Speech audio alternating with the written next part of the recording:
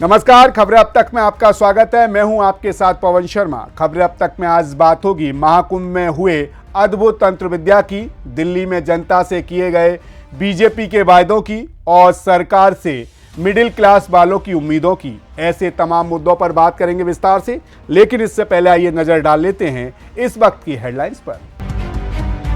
JP Nadda का दिल्ली की आप सरकार पर बड़ा आरोप, बोले मोहल्ला क्लिनिक में हुआ भ्रष्टाचार।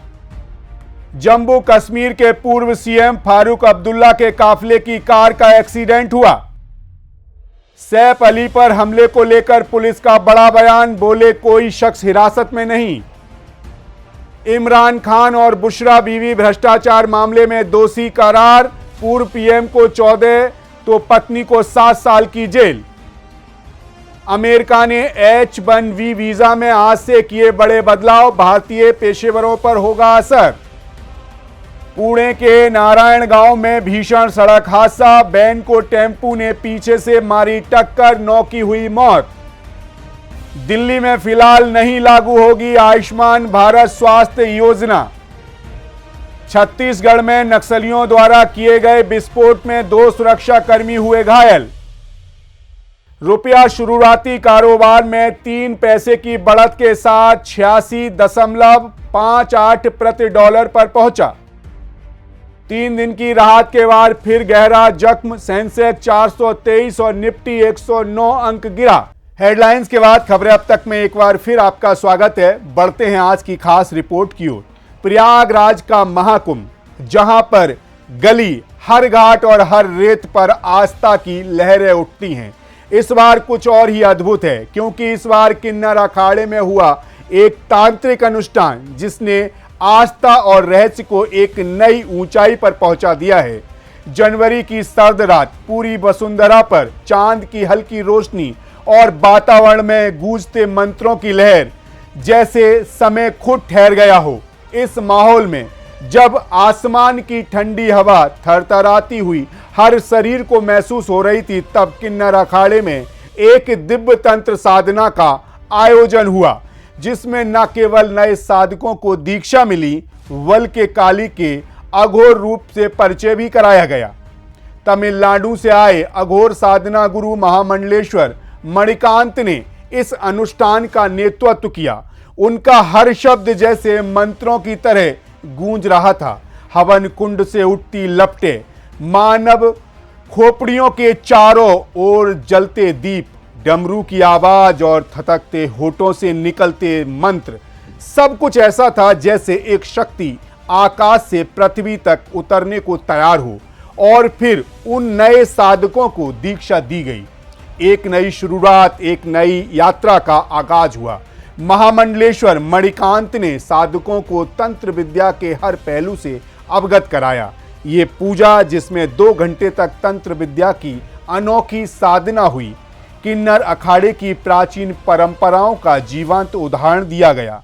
हवन कुंड की लपटें जैसे किसी और लोक की दावानल से निकल रही हूं, और चारों ओर दीपों से सजी खोपड़ियां इस दृश्य को और भी रहस्यमय बना रही थीं। मंत्रों की गूंज और डमरू की आवाज के बीच एक ऐसी ऊर्जा का संचार हो रहा था जिसे केवल महसूस किया जा सकता था।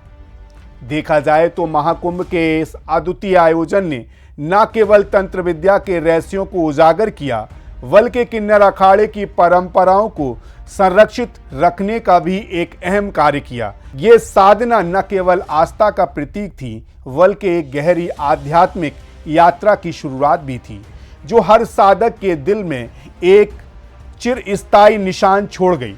इसी के साथ खबरें अब तक में रुक करते हैं अगली रिपोर्ट्स का। दिल्ली विधानसभा चुनावों में भारतीय जनता पार्टी ने दिल्ली वासियों के लिए एक ऐसा खजाना खोला है जिसे सुनकर हर कोई दंग रह जाए। भारतीय जनता पार्टी के राष्ट्रीय अध्यक्ष जेपी नड्डा ने पार्टी का संकल्प पत्र जारी किया तो तहलका मच गया। जेपी नड्डा ने अरविंद केजरीवाल के गढ़ में उन्हीं के तरह से मुफ्त की रेवड़ियों वाला दांव खेला। भारतीय जनता पार्टी ने वायदा किया, दिल्ली सरकार की मुफ्त योजनाओं को बरकरार रखा जाएगा और साथ ही एक कदम आगे बढ़ते हुए आयुष्मान भारत योजना को लागू किया जाएगा। लेकिन ये सिर्फ शुरुआत है, क्योंकि भारतीय जनता पार्टी ने अपने घोषणा पत्र के पहले भाग में ही दिल्ली की कई ऐतिहासिक योजनाओं का ऐलान कर दिया है जो मौजूदा सरकार के पास नहीं है। तो चलिए बताते हैं भारतीय जनता पार्टी के उन वायदों के बारे में जो आज दिल्ली में चर्चा का विषय बन गए हैं। दिल्ली वासियों के लिए मुफ्त बिजली और पानी की मौजूदा योजना जारी रहेगी। आयुष्मान भारत योजना को दिल्ली में पूरी तरह से लागू किया जाएगा। दिल्ली सरकार इसके तहत 5 लाख रुपए की अतिरिक्त सहायता भी देगी, यानी कि कुल 10 लाख रुपए का हेल्थ कवर मिलेगा। इसके अलावा भारतीय जनता पार्टी ने महिलाओं को भी अलग खास सुविधाएं देने की घोषणा की है। भारतीय जनता पार्टी के पास महिला वोटर ज़्यादा हैं और हमेशा ये महिला वोटर ही भारतीय जनता पार्टी की किस्मत तय करती हैं। ऐसे में भारतीय जनता पार्टी ने इनका खास ख्याल रखा है। जैसे महिलाओं की फ्री बस योजना लागू रहेगी। महिला समृद्धि योजना के तहत प्रति माह 2,500 रुपये दिए जाएंगे। विधवा पेंशन, बेसहारा महिलाओं की पेंशन राशि 2,500 से बढ़ाकर 3,000 रुपये की जाएगी। गरीब परिवारों को सिलेंडर पर 500 रुपये की सब्सिडी दी जाएगी। गरीब परिवारों को होली एवं दीपावली पर एक सिलेंडर मुफ्त दिया जाएगा। मातृ सुरक्षा वंदना को और ताकत देने के लिए 6 पोषण किट भी दी जाएंगी। हर गर्भवती महिला को 21,000 रुपये दिए जाएंगे। इसके अलावा अगर बात करें दिल्ली में बुजुर्गों की, तो उनको भी भारतीय जनता पार्टी कई सुविधाएं देने वाली है। जैसे 60 से 70 वर्ष के बुजुर्गों के लिए पेंशन राशि को 2,000 रुपये से बढ़ाकर 2,500 रुपये कर दिया जाएगा। 70 वर्ष से ऊपर के बुजुर्गों और दिव्यांगों के लिए पेंशन राशि को 2,500 रुपये से बढ़ाकर 3,000 रुपये की जाएगी। कुल मिलाकर देखा जाए तो दिल्ली में भारतीय जनता पार्टी का ये संकल्प पत्र सिर्फ एक चुनावी घोषणा पत्र नहीं, बल्कि एक भरोसा है जो जनता को पूरी ताकत और आस्था के साथ दिया गया है। ये योजना न केवल दिल्ली वासियों के जीवन को बेहतर बनाएगी, बल्कि उनकी उम्मीदों को भी नए आसमान पर पहुंचाएगी। तो ये चुनावी संकल्प दिल्ली के हर नागरिक के एक बड़े बदलाव का संकेत है, जहां पर हर महिला, हर बुजुर्ग और हर परिवार को मिलेगा कुछ ऐसा जिसे कभी सोचा भी नहीं गया था। अब ये देखना दिलचस्प होगा कि इस घोषणा पत्र के बाद दिल्ली की सियासत किस दिशा में बढ़ती है। फिलहाल इसी के साथ खबरें अब तक में रुक करेंगे अगली रिपोर्ट्स की ओर। केंद्रीय वित्त मंत्री निर्मला सीतारमण आगामी 1 फरवरी को देश की संसद में वित्त वर्ष 2025-26 के लिए केंद्रीय बजट पेश करेंगी, जिसमें पूरे देश भर के लोगों को, युवाओं को, किसानों को, महिलाओं को, व्यापारियों को और बेहतरीन की उम्मीद है। लेकिन इस बार मोदी सरकार को एक बड़ी चुनौती का सामना करना है, मिडिल क्लास की नाराजगी को दूर करने का। ये वही वर्ग है जो हमेशा भारतीय जनता पार्टी का समर्थक रहा है, लेकिन अब वो महसूस कर रहा है कि सरकार ने उसकी परेशानियों को नज़रअंदाज कर दिया है। टैक्स बढ़ रहे हैं, महंगाई बढ़ रही है, लेकिन राहत का कोई संकेत नहीं है। इस वक्त सोशल मीडिया पर एक ही आवाज़ सुनाई दे रही है कि सरकार टैक्स तो बढ़ा रही है, लेकिन हमें इसका क्या फ़ायदा। ये वर्ग चाहता है कि अब उसे कुछ राहत मिले। चुनाव में मुफ्त की योजनाओं की बौछार हो रही है, लेकिन मिडिल क्लास को लग रहा है कि उनकी ओर ध्यान नहीं दिया जा रहा है। मिडिल क्लास का सवाल है, हमें क्या मिला। इसी वजह से सरकार को एक दिलचस्प कदम उठाना पड़ेगा। अब हर महीने जीएसटी और टैक्स कलेक्शन के आंकड़े नहीं बताए जाएंगे। जी हां, सरकार को ये फीडबैक मिला है कि लोगों को ये लग रहा है कि सिर्फ टैक्स ही बढ़ रहा है, लेकिन किसी को इसका फ़ायदा नहीं मिल रहा है। इस कारण अब सरकार ने टैक्स आंकड़ों को कम प्रसारित करने का फैसला लिया है। सरकार अच्छे से समझती है कि मिडिल क्लास को नाराज करके उसका भला तो नहीं होने वाला, क्योंकि ये वह वर्ग है जो न सिर्फ चुनाव में निर्णायक भूमिका निभाता है, बल्कि अगर नाराज हो जाए तो राजनीतिक जमीन भी हिला सकता है। अन्ना आंदोलन हो या निर्भया आंदोलन, इन्हीं की आवाज़ ने सत्ता को हिला दिया था। ये वही वर्ग है जो तय करता है कि दिल्ली, मुंबई, अन्य बड़े शहरों की सीटों पर किसकी सरकार बनेगी। अगर ये नाराज हो गया तो वोट बटोरना मुश्किल हो जाएगा। ऐसे में इस बार के बजट में क्या क्या हो सकता है, चलिए वो भी आपको बता देते हैं। खपत को बढ़ाने के लिए 15 लाख रुपए तक का सालाना कमाने वाले लोगों के लिए टैक्स में कटौती करने पर विचार हो सकता है। अगर ऐसा होता है तो इससे लाखों टैक्स पेयर्स को राहत मिलेगी। करदाताओं के हाथों में अलग डिस्पोजेबल आय प्रदान करने के लिए मूल छूट सीमा को कम से कम 50,000 रुपए तक बढ़ाया जा सकता है।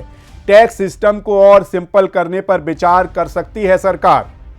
इस बार के बजट में भी नौकरी और रोजगार के नए क्षेत्र विकसित करने पर सरकार ध्यान देगी। बजट 2025 में सरकार कृषि योजनाओं के लिए अपना बजट बढ़ा सकती है। कुल मिलाकर देखा जाए तो आखिरकार ये बजट सिर्फ एक आर्थिक दस्तावेज नहीं बल्कि सरकार की साख का सवाल बन चुका है। मिडिल क्लास का गुस्सा अब अपनी चुप्पी नहीं साधेगा और सरकार को ये देखना होगा कि क्या वह अपने सामान्य नागरिकों के लिए कुछ कर सकती है ताकि उनकी उम्मीदों पर खरी उतर सके। अगर इस बार सरकार इन मुद्दों पर ध्यान नहीं दिया तो ये बजट सिर्फ एक और दस्तावेज बनकर रह जाएगा। राजनीति की राह पर बड़ा असर छोड़ने के लिए सरकार को इस वर्ग की नाराजगी का हल निकालना होगा। फिलहाल ये तो थी खबरें अब तक की आज की खास खबरों की खास रिपोर्ट, लेकिन जाते जाते एक खास मुद्दे पर आपसे और करेंगे बात। सोचिए, अगर आप डॉक्टर की बताई दवा सही समय पर ले रहे हैं फिर भी आपकी तबीयत में कोई सुधार नहीं हो पा रहा है तो क्या होगा? खैर, इसका जवाब थोड़ा चौंकाने वाला हो सकता है। हो सकता है कि आप जो दवाएं ले रहे हैं वो नकली हों। भारत में हर चौथी दवा नकली होने का दावा किया गया है। जी हाँ, बुखार, sugar, blood pressure, pain killer से लेकर कैंसर जैसी गंभीर दवाओं की घटिया दवाएं तक बाजार में बिक रही हैं और यही दवाएं आपकी सेहत के लिए एक बड़ा खतरा बन सकती हैं। WHO के मुताबिक दुनिया में नकली दवाओं का कारोबार $2 मिलियन का है और इसमें से 67% दवाएं जीवन के लिए सीधे तौर पर खतरनाक हैं। तो अगर आप दवा ले रहे हैं और आराम नहीं मिल रहा है तो जरा ध्यान दीजिएगा, क्या वो दवा असली है या बस आपकी जिंदगी से खिलवाड़ किया जा रहा है? नकली दवाएं न केवल हमारे स्वास्थ्य के लिए एक गंभीर खतरा है बल्कि ये हमारे स्वास्थ्य के लिए भी एक बड़ी चुनौती बन सकती हैं। जब जीवन की सुरक्षा से जुड़ी चीजों की बात होती है तो इस तरह की धोखाधड़ी कभी माफ नहीं की जा सकती। सरकार, स्वास्थ्य संगठन और जनता को मिलाकर इस मुद्दे के खिलाफ सख्त कदम उठाने होंगे। दवाओं की गुणवत्ता और सुरक्षा की जांच प्रणाली को और मजबूत करना जरूरी है। केवल जागरूकता और सख्त कानून ही इस घातक खेल को रोक सकते हैं। नकली दवाओं का कारोबार रोकने के लिए सभी को मिलकर प्रयास करने की आवश्यकता है ताकि कोई भी व्यक्ति अपनी जान की कीमत न चुकाए। फिलहाल इसी के साथ मुझे दीजिए इजाजत और आप बने रहिए सी न्यूज़ भारत के साथ। हर खबर आपके साथ, आपके हाथ।